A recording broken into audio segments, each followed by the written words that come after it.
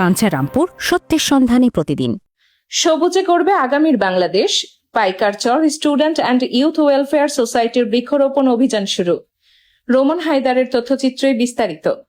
পরিবেশ রক্ষা, জলবায়ু পরিবর্তনের বিরূপ প্রভাব মোকাবেলা এবং সবুজ বাংলাদেশ গড়ার প্রত্যয়ে ব্রাহ্মণবাড়িয়ার বাঞ্ছারামপুর উপজেলার পাইকারচরে শুরু হয়েছে বৃক্ষরোপণ অভিযান 2026। Paikarchar student and youth welfare সোসাইটির আয়োজনে এবং প্রবাসীদের অর্থায়নে এই কর্মসূচির উদ্বোধন করা হয়। সংগঠনের পক্ষ থেকে পরিবেশ প্রেমী শিক্ষার্থী, তরুণ সমাজ এবং সর্বস্তরের জনগণকে বৃক্ষরোপণ অভিযানে স্বতঃস্ফূর্তভাবে অংশগ্রহণের আহ্বান জানানো হয়েছে।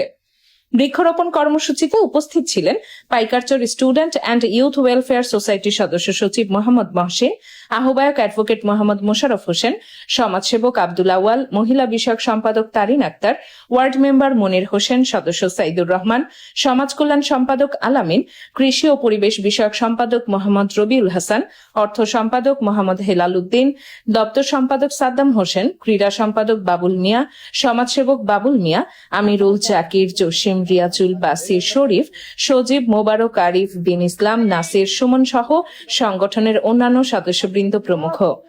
Student and youth welfare society কর্তৃক আয়োজিত আজকের এই বৃক্ষরোপণ কর্মসূচি আমাদের এই সোসাইটি গ্রহণ করেছে। আমরা বৃক্ষরোপণ কর্মসূচির মাধ্যমে পরিবেশের যে ভারসাম্য সেটা আমরা রক্ষার ন্যূনতম হলেও আমরা কন্ট্রিবিউশন করার উদ্যোগ নিয়ে আমাদের এই কর্মসূচিটি বাস্তবায়ন করার জন্য আমরা কর্মসূচিটি হাতে নিয়েছি।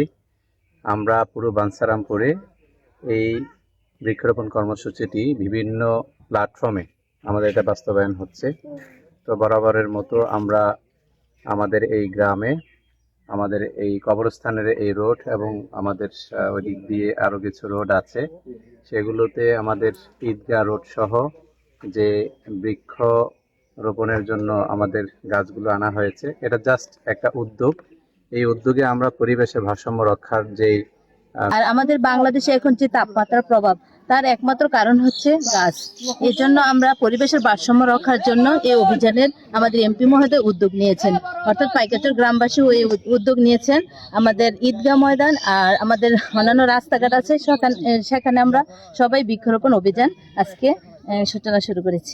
সংগঠনের কাজটা সৌন্দর্য লাগে, এলাকাবাসী সবাই মিলে একটা সৌন্দর্য কথা আছে। কাজটা খুব ভালো, গাছে দেওয়া অনেক অক্সিজেন দেয়, গাছ দেওয়া মোটামুটি ভালো জিনিস। আমাদের গ্রামের ছাত্র সংগঠনের উদ্যোগে যে কবরস্থানের যে গাছ লাগানোটা শুভ কাজ মনে করি।